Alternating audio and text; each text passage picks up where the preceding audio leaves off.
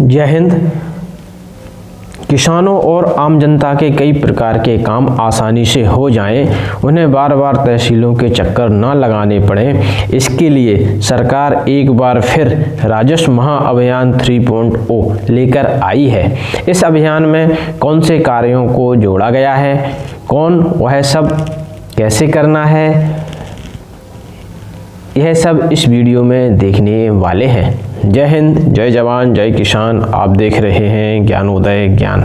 राजस्व विभाग से संबंधित ऐसे ही इन्फॉर्मेटिव वीडियो पाने के लिए चैनल को सब्सक्राइब करके बेल आइकन प्रेस जरूर कर लें।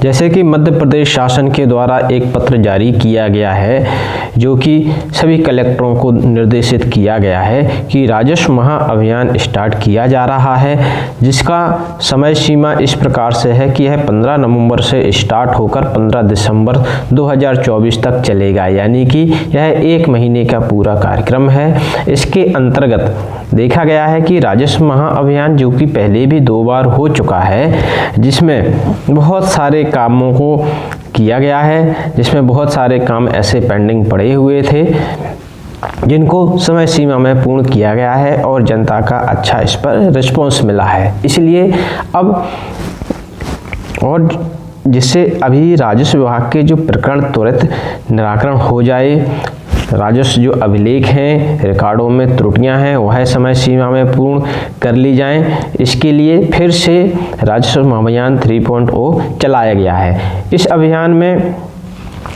नामांतरण, बंटवारा, अभिलेख दुरुस्ती, सीमांकन का निराकरण, नए जो राजस्व प्रकरण है आरसीएस में दर्ज करना है और नक्शे में तरमीम करना, और पीएम किसान में जो भी समस्याएं हैं, पीएम किसान सैचुरेशन 100% करना है। पीएम किसान में लोगों की कोई समस्याएं हैं तो उनको भी इसमें जोड़ा गया है। और आधार आरओआर लिंकिंग, मतलब आपका आधार में आपका खसरा जुड़ जाए, वह भी केवाईसी यहाँ पर करनी है। और ऐसे परंपरागत रास्ते जो कि प्रचलन में है, ऐसे रास्ते जो जहाँ पर आवागमन अधिक है या रोड बन गया है लेकिन वह रास्ते के नाम से दर्ज नहीं है, और तो ऐसे रास्तों का चिन्हांकित करके राजस्व रिकॉर्ड में रास्ता दर्ज करना है।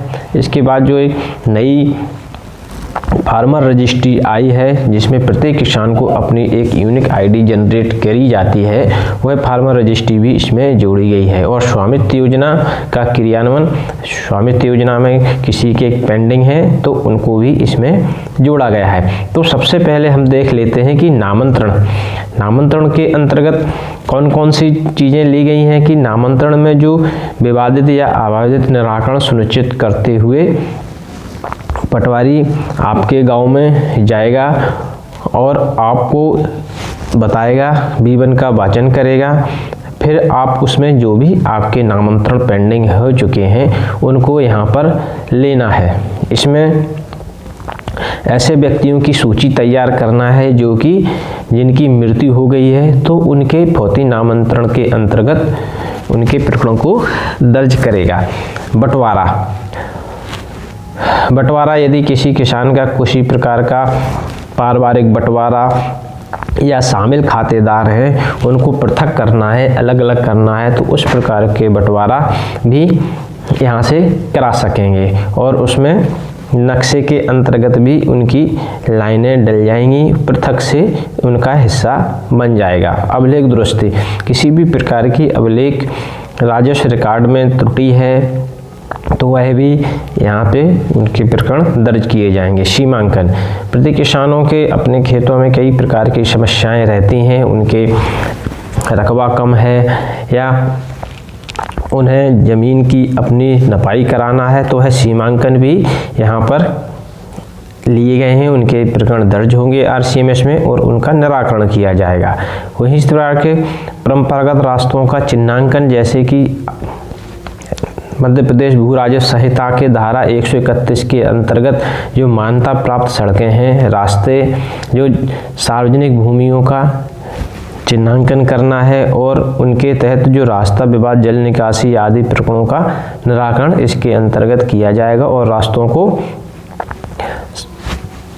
रिकॉर्ड में दर्ज किया जाएगा। नक्शे में बंटांकन, नक्शे में बंटांकन कई प्रकार की इसमें रहती हैं, जो कि कुछ ग्रामों में खसरा नक्शे में लिंक नहीं है,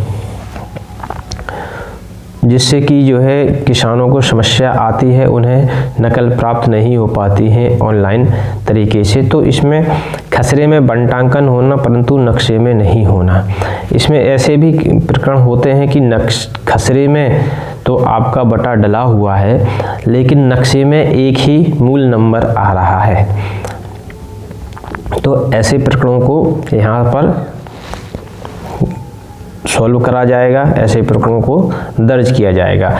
इसी प्रकार से खसरा नंबर एक से अधिक बार होना। यदि एक खसरा नंबर है, मान लिया कोई भी नंबर 22 है और वह 2 बार दिख रहा है खसरे में, तो उसको यहाँ पर लेकर उसको त्रुटि को सुधारा जाएगा।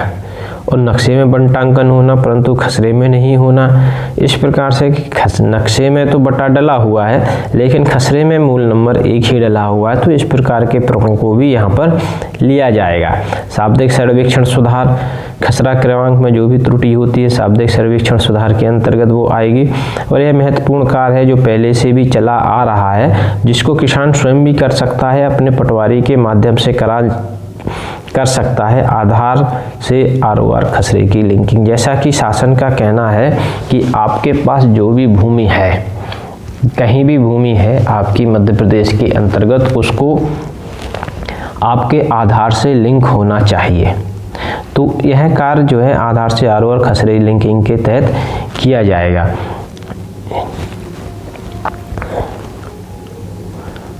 फार्मर रजिस्ट्री, फार्मर रजिस्ट्री यह प्रत्येक किसान को करना आवश्यक है, जिसमें कि पोर्टल के माध्यम से एक यूनिक आईडी जनरेट होगी। यह किसान क्रेडिट कार्ड हेतु ऑनलाइन आवेदन कर सकेंगे। इससे कई प्रकार के लाभ हैं। यदि आपकी फार्मर रजिस्ट्री बन जाती है तो आपका एक यूनिक आईडी जनरेट हो जाएगा, जिससे आप की सारी भूमि उस पर लिंक होगी। कोई भी आप कार्य करेंगे सिर्फ वही एक यूनिक आईडी डालेंगे और आपका सारा डाटा वहां से प्रदर्शित होने लगेगा। जिसमें किसान क्रेडिट कार्ड KCC बनवाएंगे तो उसके लिए आप ऑनलाइन तरीके से आवेदन कर सकते हैं।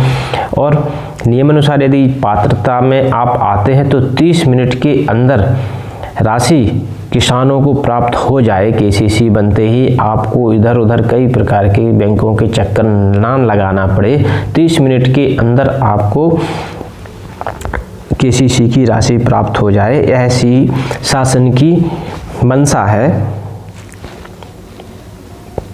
वो फार्मर रजिस्ट्री के द्वारा ही पूरी की जा सकती है। तो प्रत्येक किसान को अपनी फार्मर रजिस्ट्री बना लेना है। साथ ही साथ PM किसान योजना के लिए जो आवेदन करना है, नए आवेदन जोड़े जाएंगे जब, या जिसके छूटे हुए हैं 2019 के पहले के कृषक हैं लेकिन किसी कारणवश छूट गए हैं, तो उनको भी आसानी से फार्मर रजिस्ट्री के द्वारा जोड़ा जा सकता है।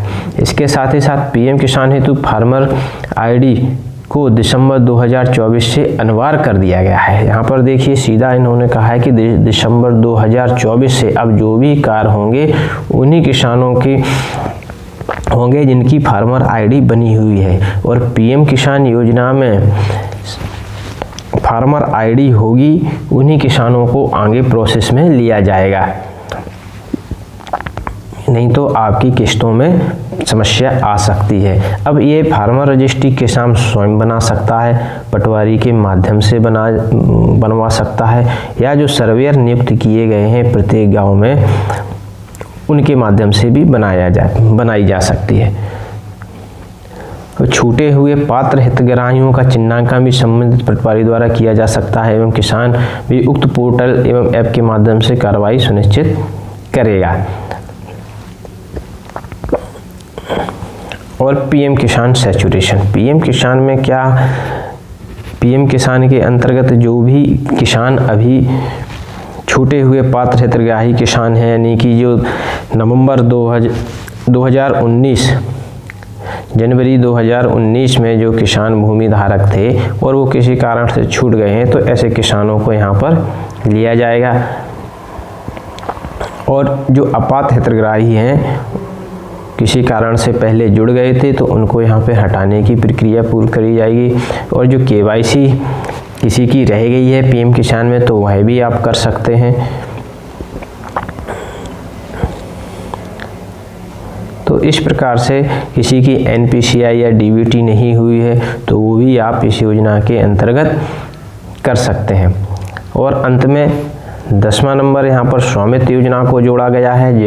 जिस प्रकार से ग्रामों के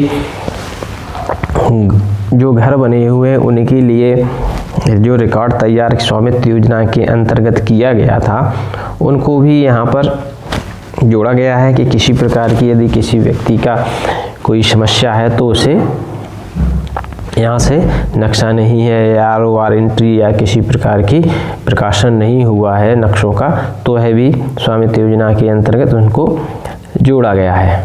तो इस प्रकार से ये अभियान आया हुआ है जिसमें राजस्व विभाग से संबंधित जितने कार्य हैं वह सारे कार्यों को यहाँ से पूर्ण किया जा सकता है। तो प्रत्येक किसान या जो भी काम है इस 1 महीने के अंदर अपने आवेदन लेकर तहसील में या अपने पटवारी के माध्यम से दर्ज कराएं और वह समय सीमा में आपके कार्य पूर्ण कर लिए जाएंगे।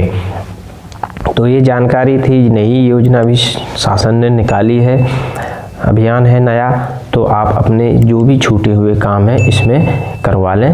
Thank you for watching, have a nice day.